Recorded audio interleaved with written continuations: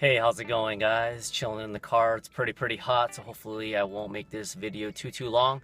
But I wanted to fill you guys in on what's been happening this past month behind the scenes, so to speak, with my personal life. It's been a little bit stressful to say the least. Real quick, I just got back from Monterey, went to a wedding, and that was good to just get away. At the beach for a little bit, went to the wedding, came back actually today, and then I actually worked out. That's why I'm in my car looking a little sweaty, so to speak. But anyway, this past month, me and my wife have been trying to find a new house, and we put our townhouse on the market last month, and we finally got in contract a couple of days ago, so keep the fingers crossed. Hopefully everything goes through. Now granted, I don't want to jinx it, but usually up until about 3 days before closing, a person who buys the house can actually pull out, but keep the fingers crossed, like I said, and hopefully it'll work out. If that's the case, we plan on moving into our new house June 23rd. A little bit bigger. Right now our townhouse is pretty small. It's a good starter home, but anyway, I wanted to retract back and what actually happened. So me and my wife, we actually weren't thinking about, or we're kind of thinking about getting a new house eventually, but the housing market is just really crazy. But then there was a house that was a pretty similar square footage, and it's basically called a comparable. For people that, if you already know this, then just bear with me, but if you don't, a comparable is basically when you get a real estate agent or a realtor, they will run about 3 to 6 months worth of houses that are similar in location and square footage, and based on that price and what it was sold at, you take the average, and usually that's where you can justify where you want to put your price point for your house when you sell it. Anyway, there was a house about a couple blocks down from our townhouse, and it was also a townhouse, a little bit bigger. But me and my wife actually, even though we haven't been looking for a house, well, not until recently, we like to look at open houses, and we like to see what our competition is. So we went to that townhouse, and honestly, with all due respect, it looked, well, I shouldn't even say with all due respect, because every time you say that, usually it means that you're gonna put something down. But anyway, that place was not staged. It was, I'm not sure if the appliances were updated or not. I mean, ours aren't either, but it just wasn't. It was just a mess, kind of. It was a pile of mess. Nothing was cleaned.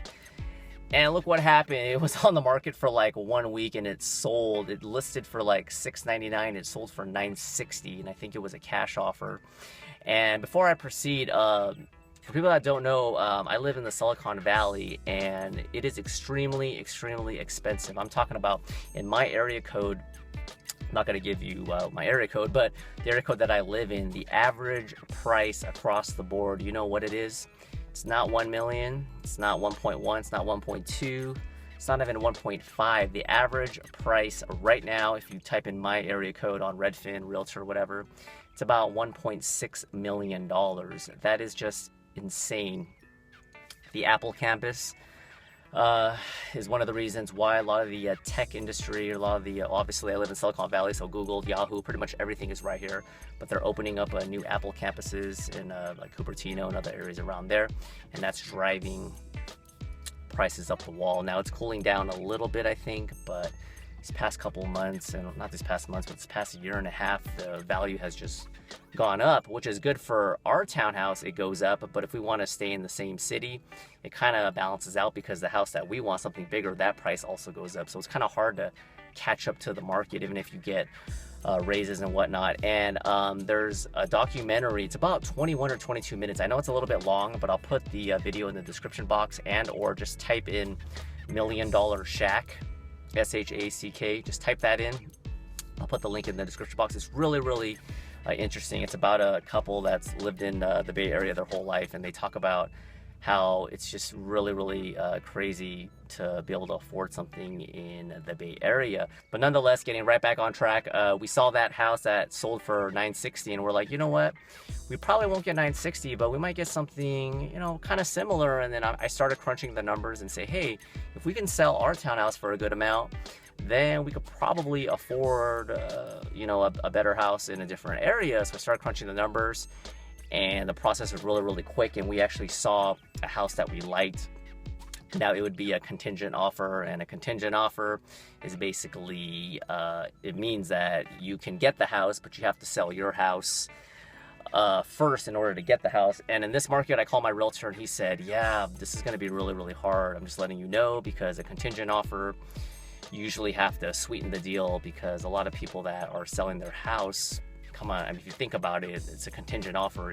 It's possible that it might not go through. Whereas if you get a cash offer, or someone who already has money and has been pre-approved for a loan, you're usually at a disadvantage. So anyway, we put in the contingent offer. We got our house on the market within like 3 days on the MLS or whatever you call it. And our contingent offer actually got accepted. So I was like, whoa, that's cool. So all we have to do is sell our house, and this is where the stress started beginning. So fast forward a little bit to try to condense this. Our price point was a little bit too high, probably a little bit my fault. Can't really blame my realtor, he's been busting his butt.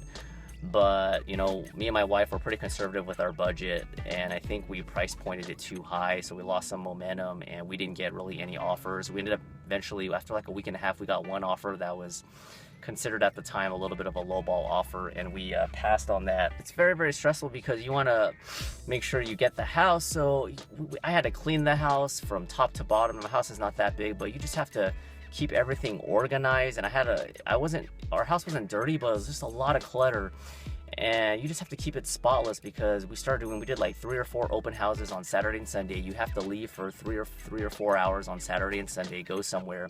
But the biggest inconvenience is the private tours, and that's where the private tours, that's where the sales are usually made, not with open houses. Because with private tours, usually people have a certain price point and what they want, and they're working with an agent, and anything that something pops up on the listing of a new house, they'll get contacted. They want to see it immediately.